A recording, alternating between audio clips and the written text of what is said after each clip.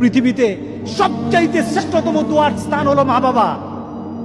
ওই মা বাবা যদি হাত পাতে আরশ পর্যন্ত পৌঁছে যায়, ওই মা বাবা যদি বদদুয়া করে, পৃথিবীর সব তীর সব টার্গেট মিস হতে পারে, কিন্তু মা বাবার বদদুয়া কখনো মিস হয় না, কখনো মিস হয় না।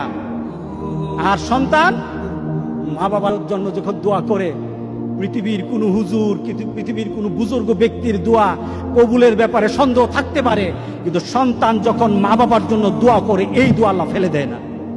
সুবহানাল্লাহ।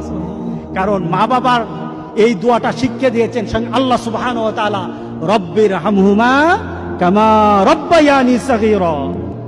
আপনি কবরে থাকবেন, আপনি প্রত্যেক নামাজে আপনার সন্তান দোয়া করবে আপনার জন্য, রব্বির হামহুমা কামা রব্বায়ানি সাগীরা। পড়েন, মা বাবার জন্য দোয়া করেন প্রতি নামাজে বলেন মা বাবার জন্য, রব্বির হামহুমা কামা রব্বায়ানি সাগীরা।